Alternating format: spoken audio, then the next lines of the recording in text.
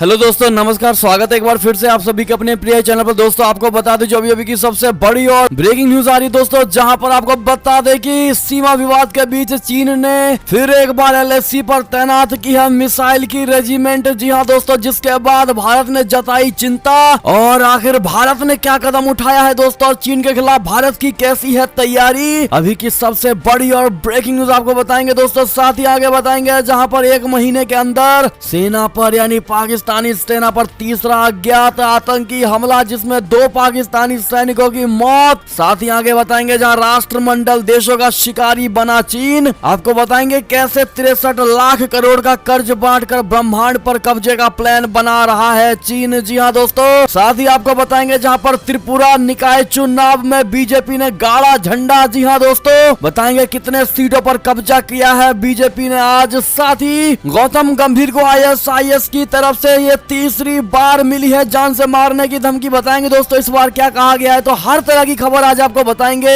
इसीलिए बने रहिएगा वीडियो के अंत तक। और अभी खबरों में आगे बढ़ने से पहले हमेशा की तरह मानते हैं कि मोदी जी हैं तो हर चीज संभव है, भारतीय सेना है तो अपना देश गर्व से जी रहा है दोस्तों। और आपको भी भारतीय होने पर गर्व है तो फटाफट से इस वीडियो को भी कर दीजिए लाइक, चैनल को कर दीजिए सब्सक्राइब, बेल आइकन दबाइए, साथ ही कमेंट बॉक्स में लिख दीजिएगा जय हिंद। जी हाँ दोस्तों, तो बढ़ते हैं पहली और सबसे बड़ी खबर की तरफ, जहाँ पर सीमा विवाद के बीच चीन ने LAC पर तैनात की है मिसाइल। और साथ ही साथ पूर्वी लद्दाख के पास हाईवे भी बना रहा है चीन। आपको बता दें दोस्तों जो ब्रेकिंग न्यूज आ रही है, जहां पर चीन वास्तविक नियंत्रण रेखा के साथ सैन्य बुनियादी ढांचे में लगातार भारी निवेश कर रहा है दोस्तों। ऐसे में भारत ने पूर्वी लद्दाख सेक्टर के सामने पीपुल्स लिबरेशन आर्मी द्वारा किए जा रहे निर्माण पर चिंता व्यक्त की है दोस्तों। सूत्रों ने समाचार एजेंसी ANI को बताया है कि हाल ही में दोनों देशों के बीच हुई बातचीत के दौरान भारतीय पक्ष ने पूर्वी लद्दाख सेक्टर के पास के इलाकों में चीनी सेना द्वारा किए गए निर्माण पर चिंता व्यक्त की है दोस्तों। सूत्रों ने बताया है कि भारत की चिंता की वजह यह है कि चीन यहां नए हाईवे बना रहा है, सड़कों को जोड़ रहा है और नए आवास एवं बस्तियों का निर्माण कर रहा है दोस्तों। ड्रैगन ने LAC के अपने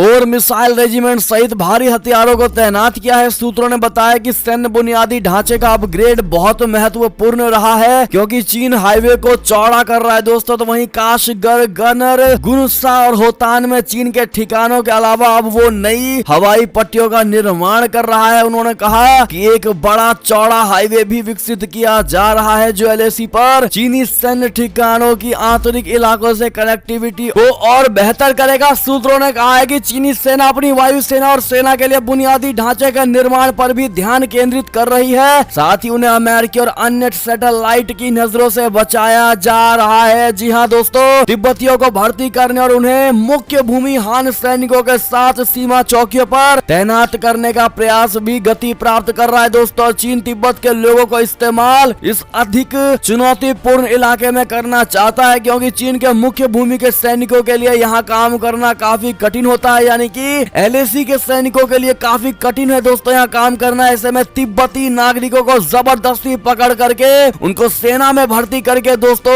ऐसे कठिन सिचुएशन में खड़ा किया जा रहा है। और सूत्रों ने बताया कि पिछले साल की सर्दियों की तुलना में चीनी शेल्टर्स सड़क संपर्क और अनुकूलन के मामले में बेहतर तरीके से तैयार है। सूत्रों ने कहा कि तिब्बत स्वायत्त क्षेत्र यानी तिब्बत ऑटोनॉमस रीजन में PLA द्वारा नियंत्रित रॉकेट और मिसाइल रेजिमेंट तैनात किए गए हैं। जी हाँ दोस्तों, इतना ही नहीं, सूत्रों ने यह भी बताया कि चीन ने ड्रोन की तैनाती में काफी वृद्धि की है, क्योंकि इसने बड़ी संख्या में ड्रोन को इस क्षेत्र में निगरानी के लिए तैनात कर दिया। और ये पूछे जाने पर कि क्या हाल के दिनों में भारतीय सीमाओं के सामने तैनात चीनी सैनिकों की संख्या बढ़ी है, इस पर सूत्रों ने कहा है कि चीन ने उस क्षेत्र में क्षमता बढ़ाने पर अधिक ध्यान केंद्रित किया है। सूत्रों ने यह भी कहा है कि भारतीय पक्ष भी पिछले साल की तुलना में बहुत अधिक तैयार है और उसने इस इलाके में किसी भी दुस्साहस से निपटने के लिए कमर कस ली है। उत्तरी सीमा पर संघर्ष की शुरुआत तब हुई जब चीनी सेना ने आक्रामकता दिखाना शुरू कर दिया। बात करें दोस्तों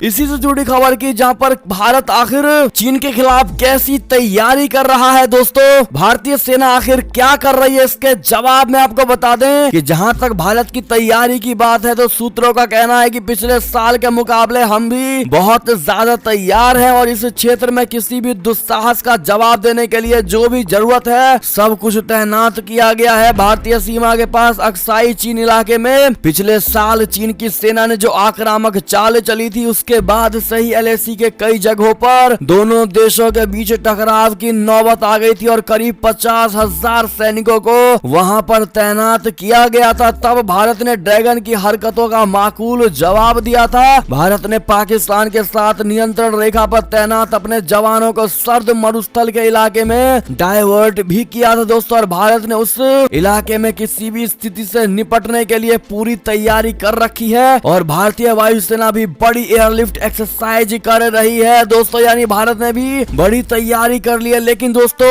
इसमें टेंशन वाली बात यही है कि लगातार चाइना अपनी मिसाइलों की रेजिमेंट को बढ़ा रहा है दोस्तों और सैनिकों की मात्राओं को बढ़ा रहा है। कहीं ना कहीं चाइना कोई बड़ा कांड करने ही वाला है दोस्तों, और ऐसे में भारत को अलर्ट रहने की पूरी जरूरत पड़ गई है। इस पर आपकी क्या राय सुझाव होगी कमेंट करके जरूर बताइएगा दोस्तों। अगर आप भी मानते हैं कि अपने भारतीय सेना जब अपने पर आती है दोस्तों तो विजय होकर ही लौटती है, तो प्लीज वीडियो को लाइक कर दीजिएगा जितने भाई बहन इस वीडियो को देख रहे हैं। चलते हैं दोस्तों अगली खबर की तरफ, जहां पर पाकिस्तान से खबर, 1 महीने के अंदर सेना पर तीसरी अज्ञात आतंकी हमला, जिसमें 2 पाकिस्तानी सैनिकों की हो गई मौत। बता दे पाकिस्तान में एक आतंकी हमले की खबर सामने आई है, जहां ये बताया जा रहा है कि इस हमले में 2 पाकिस्तानी सैनिकों की मौत हो गई है दोस्तों। और जानकारी के मुताबिक ये हमला अफगानिस्तान की सीमा से सटे वजीरिस्तान में एक सुरक्षा चौकी पर जांच के दौरान हुआ है, जिसमें 2 पाकिस्तानी सैनिकों की गोली लगने से मौत हो गई है। पाकिस्तानी सेना की ओर से जारी किए गए बयान में बताया गया है कि सुरक्षा बलों के साथ आतंकवादियों की मुठभेड़ में 2 पाकिस्तानी सैनिकों की मौत हो गई। इस दौरान हमलावर भाग निकले दोस्तों, और अभी तक किसी भी आतंकी संगठन ने इस हमले की जिम्मेदारी नहीं ली है। और आपको बता दें कि 1 महीने के अंदर पाकिस्तान में यह तीसरा आतंकी हमला है और ऐसे में TTP पर जताया जा रहा है इसको लेकर शक। जी हाँ दोस्तों, ऐसे में अगर आप भी मानते हैं कि आतंकवादियों को पालोगे तो यही होगा, तो ये बात कमेंट में जरूर लिखेगा आप लोग भी दोस्तों। अगली खबर की बात करें, जहां पर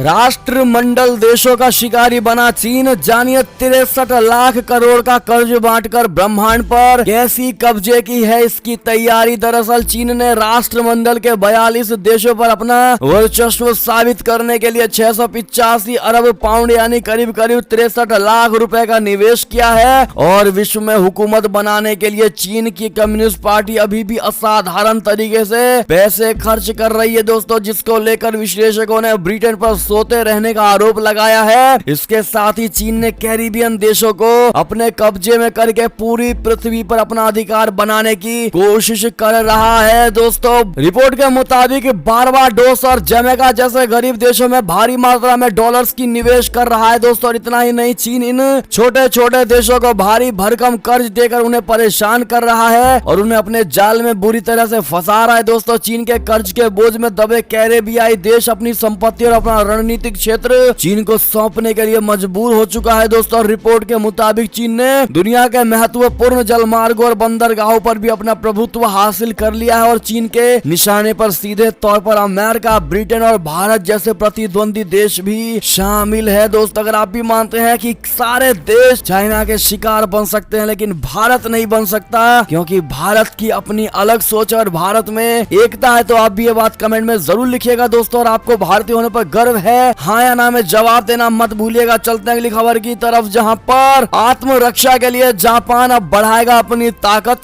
चीन और उत्तर कोरिया से बढ़ रहा है इसका खतरा। बता दें, जापान के प्रधानमंत्री फूमियो किशिदा ने शनिवार को अपनी पहली सैन्य समीक्षा में दुश्मन के ठिकाने पर हमला करने की क्षमता हासिल करने सहित सभी विकल्पों पर विचार करने का सपना संकल्प दोहराया है दोस्तों। और उन्होंने चीन और उत्तर कोरिया से बढ़ते खतरों के बीच देश की रक्षा के लिए एक मजबूत आत्मरक्षा बल बनाने की प्रतिबद्धता जताई है। बढ़ते अगली खबर की तरफ, जहां पर ओमाइक्रॉन वेरिएंट से भारत में भारी अलर्ट, केंद्र ने लिखी है चिट्ठी, राज्यों ने बुलाई मीटिंग पर मीटिंग। जी हां दोस्तों, अभी की सबसे बड़ी अपडेट आ रही है, जहां पर कोरोना वायरस का नया वेरिएंट ओमाइक्रॉन सामने आने से दुनिया भर में दहशत फैल गई है दोस्तों। दुनिया के कई देश अलर्ट मोड पर चले गए और इसी बीच भारत में भी ताबड़तोड़ बैठकों का दौर शुरू हो गया है। शनिवार को प्रधानमंत्री नरेंद्र मोदी जी ने स्वास्थ्य अधिकारियों के साथ बैठक की थी और रविवार को केंद्रीय स्वास्थ्य मंत्रालय ने भी सभी राज्यों और केंद्र शासित प्रदेशों को चिट्ठी लिखकर सावधानी बरतने की सलाह दी। और केंद्र के अलावा राज्य सरकारें भी अलर्ट मोड पर हैं और राज्य सरकारों ने कई तरह के आदेश भी जारी कर दिए हैं दोस्तों। और आपको बता दें इसी बीच जो सबसे बड़ी बात और बड़ी खबर है कि केंद्र सरकार द्वारा बुलाए गए इस बैठक में सभी राज्य के नेता शामिल हुए हैं दोस्तों, लेकिन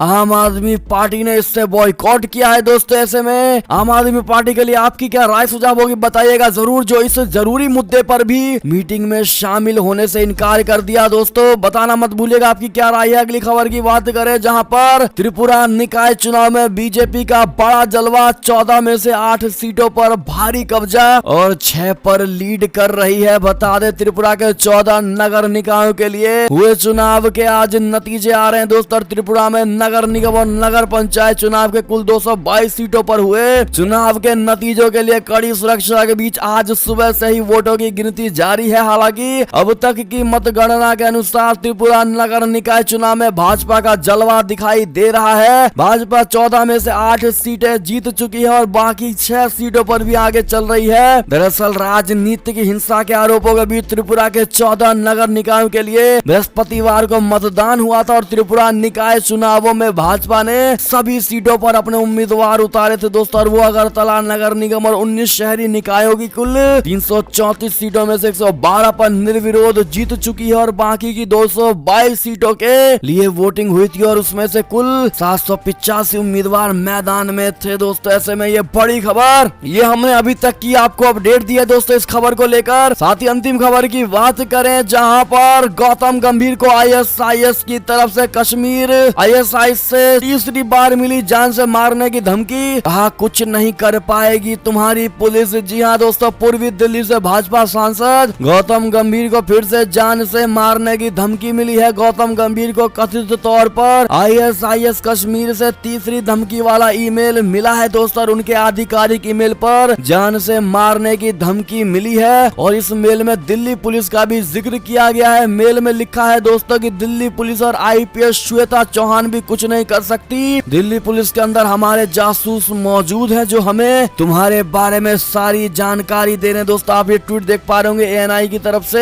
ऐसे में दोस्तों क्या जवाब देना चाहेंगे इन आतंकवादियों को आप लोग बताइएगा जरूर। गौतम गंभीर को ना घबराने की अगर आप भी सांत्वना देना चाहते हैं तो कमेंट में जरूर कह दीजिएगा उनको। साथ ही दोस्तों ये थी अब तक की सारी बड़ी खबरें। आपको हमारी खबर कैसी लगी? हमारे चैनल पर खबरों का सिलसिला ऐसे ही जारी रहेगा दोस्तों। अगर वाकई आपको ये खबर अच्छी लगी है तो इस वीडियो को अभी अपने भाई बंधुओं में व्हाट्सएप, फेसबुक, ट्विटर के जरिए पूरे भारत में शेयर करना आप बिल्कुल मत भूलिएगा दोस्तों। और अभी कर दीजिए इस वीडियो को लाइक, चैनल को कर दीजिए सब्सक्राइब, बेल आइकन दबाइए, साथ ही कमेंट बॉक्स में लिख दीजिएगा जय हिंद जय भारत। तो मिलते हैं आपसे अगली बड़ी खबर में दोस्तों, तब तक के लिए अपना ख्याल रखिएगा। बहुत बहुत धन्यवाद। आपको फिर से बता दें कि खबरें हमारे चैनल पर आती ही रहेंगी, इसीलिए नए हैं तो सब्सक्राइब जरूर कर लीजिएगा। जय हिंद जय भारत दोस्तों।